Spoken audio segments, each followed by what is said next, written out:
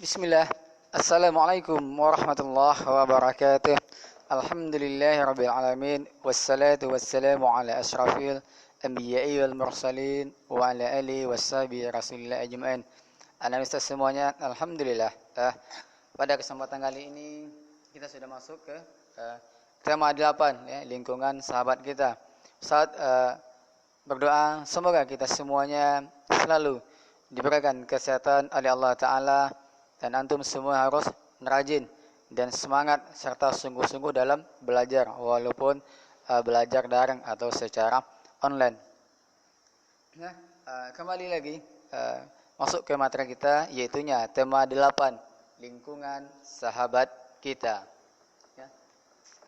Kita masuk ke subtema 1. Subtema 1 yaitunya manusia dan lingkungan. Artinya ada dua. Ada manusia, ada lingkungan. Silakan dibuka buku paketnya halaman 1 ya. Atau silakan dilihat di layar HP-nya masing-masing. Sini antum perhatikan, di sini ada dua gambar. Yang di atas ada lingkungan, yang di bawah manusia. Manusia dan lingkungan. Lingkungan itu kita sudah belajar. Ada biotik dan ada abiotik, ada makhluk hidup dan ada benda mati. Yang mana manusia itu sangat membutuhkan, sangat memerlukan lingkungan. Ya, salah satu manfaat lingkungannya adalah sebagai tempat tinggal dan juga sebagai sumber makanan.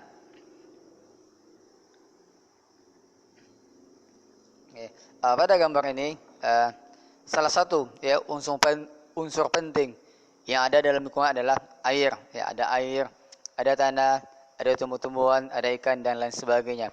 Untuk kali ini kita fokus tentang air, yang mana air itu sangat diperlukan, sangat dibutuhkan bagi semua kehidupan, bagi semua makhluk yang ada di bumi. Ya, yang mana salah satu manfaat air kita rasakan adalah yang terutama adalah untuk sebagai sumber air minum, ya, sebagai tempat mandi, sebagai untuk mencuci badan atau mandi, sebagai berwudu atau menghilangkan hadas atau menghilangkan najis dan lain sebagainya. Begitu banyak ya manfaat air yang kita rasakan. Makanya sudah seharusnya ya kita untuk selalu senantiasa bersyukur kepada Allah Ta'ala. Alhamdulillah ya kita ya khususnya negara kita atau kota Batam diberikan ya sumber air yang banyak ya. Sebentar kemarau, nanti musim hujan lagi ya. Kalau seandainya musim kemarau berkepanjangan, ya tentu kitanya akan kesulitan untuk mendapatkan sumber air ya. Makanya senantiasa untuk selalu bersyukur terhadap nikmat yang Allah berikan kepada kita semua. Ini ada ya di desa ya, di Kelurahan Wabu-Rabo, Kecamatan Betuambari, Kota Bau-Bau, Sulawesi Tenggara. Ini mereka kesulitan mencari air atau kesulitan untuk mendapatkan air. Ya, mereka rela ya berjalan sejauh 15 km untuk mendapatkan air. Ya, masih ada di beberapa daerah itu ketika musim kemarau ya sumber airnya mengering sehingga mereka kesulitan untuk mendapatkan air sehingga mereka harus menempuh perjalanan untuk mendapatkan air.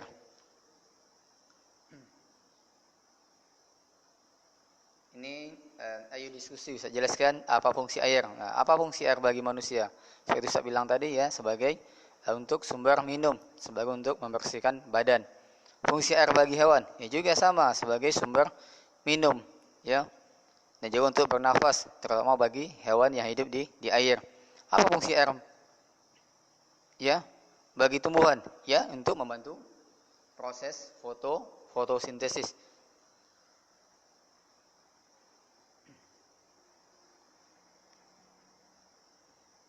Oke, kita masuk ke pembelajaran kedua. Yaitunya ini ada ya, tentang air terjun. Ini ciptaan ya, syair dan lagunya ciptaan Ate Mahmud ya. Sini agak ada materi baru. Perhatikan di sini. Tentu antum bertanya-tanya. Mungkin kita ada yang bertanya, Ustaz, bagaimana? Kenapa air selalu ada? Bagaimana proses terjadinya hujan? Ya, Sini lihat di bukunya halaman 8 dan 9 ini ada namanya siklus air, ya. Nama siklus itu adalah perputaran, ya. Pertanyaannya adalah mengapa air selalu tersedia di bumi, ya? Alhamdulillah air selalu tersedia di bumi karena air mengalami siklus. Itu namanya siklus. Apa itu siklus? Siklus itu merupakan sirkulasi atau perputaran air secara terus-menerus. Dari mana? Dari bumi ke atmosfer, kemudian kembali lagi ke bumi. Bagaimana prosesnya? Ini prosesnya ada 3. Pertama disebut dengan penguapan, pengendapan, dan pengembunan. Sini gambarnya. Airnya di laut, yang di danau ataupun di sungai itu menguap ke udara akibat panas dari sinar matahari. Ya, air laut itu menguap ke udara karena atau akibat panas dari sinar matahari. Dia menguap. Ini disebut dengan proses evaporasi. Ya, proses penguapan air ke udara itu disebut dengan evaporasi. Kemudian uap air tadi dari bumi kemudian naik dan berkumpul di udara. Tentu lama kelamaan air tadi tidak dapat lagi menampung, ya, tidak dapat lagi menampung uap air jenuh. Ya, proses ini disebut dengan presipitasi. Presipitasi ini disebut dengan pengendapan. Berarti air, ya, yang menguap tadi atau naik ke udara itu dia mau mengendap. Ya, terlagi pengendapan. Ketika suhu turun, ya, ketika suhu udara turun, uap air tadi akan berubah menjadi titik-titik air. Ini yang disebut, ya, dia membentuk awan. Proses ini yang disebut dengan kondensasi atau pengembunan. Jadi intinya adalah air menguap ke udara, ya, karena terkena sinar matahari.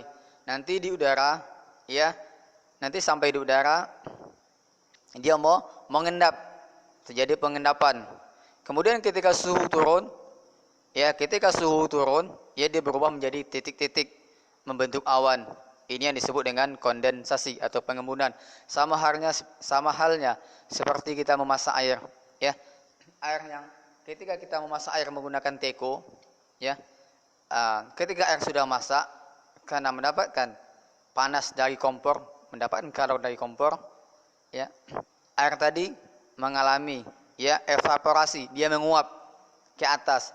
Di saat kita buka tutupnya, ya kan lengket-lengket di tutupnya, ya. Kemudian ketika kompor dinyala, dimatikan, kan suhunya turun, ya, sehingga, ya, air yang lengket tadi ditutup panci atau ditutup ditutup teko, itu akan turun kembali. Ya, seperti itulah kira-kira siklus air, ya, perputaran air dari bumi ke udara kembali lagi ke bumi. Nanti antum juga bisa lihat di YouTube, ya, siklus air. Nanti insyaallah Ustaz juga akan coba cari yang videonya yang mudah dipahami. Nanti Ustaz akan share juga di classroom, ya. Titik-titik air tadi itu yang akan turun menjadi hujan, ya. Air hujan itu akan turun di darat maupun di laut. Ya, tentu kalau air hujan yang turun di darat nanti, ya, kalau ada tumbuh-tumbuhan nanti meresap. Ya, meresap itu menjadi tanah air. Ya, tanah air inilah yang akan keluar nantinya melalui sumur atau melalui sumber-sumber air atau melalui mata air. Makanya kita tidak boleh merusak lingkungan, tidak boleh merusak hutan, karena hutan tadi adalah sebagai tempat, ya, cadangan air. Urat-uratnya, akar-akarnya mengisap air, nanti dikeluarkan, ya, berupa bentuk mata air.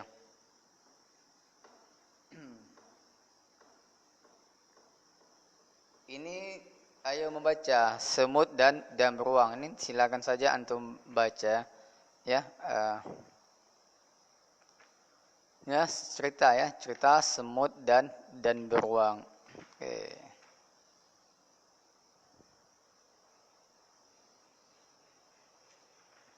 Ya, sepertinya materinya ini hanya sangat sedikit, Ya, adapun tujuan kita belajar siklus tadi, siklus air adalah agar kita tahu bagaimana proses ya, proses perputaran air ya dari darat ya naik ke udara, kemudian turun lagi ke bumi. Itu disebut dengan evaporasi. Kemudian evaporasi itu penguapan, kemudian sampai di udara mengendap dan kemudian mengembun. Mengembun itu dia berupa awan, turun lagi ke bumi berupa titik-titik atau berupa air. Ya, sepertinya hanya ini yang saya sampaikan. Ya, semoga bermanfaat. Untuk hari ini tidak ada tugas. Ya, silakan antum baca kembali bukunya dan didengar materi ini baik-baik sebagai bermanfaat. Terakhir Ustaz pesan sama antum semuanya untuk senantiasa ya melaksanakan ya menunaikan kewajiban kita kepada Allah Taala dengan melaksanakan sholat ya. Jangan ada sholatnya yang bolong-bolong atau jangan sampai tidak sholat sama sekali, karena sholat itu adalah tiang agama yang nantinya akan menolong kita, akan menjadi penolong kita di akhirat. Hanya ini yang bisa saya sampaikan, semoga bermanfaat. Saya tutup dengan doa kafaratul majlis. Subhanakallahumma wa bihamdika asyhadu an la ilaha illa anta astaghfiruka wa atubu ilaih. Assalamualaikum warahmatullahi wabarakatuh.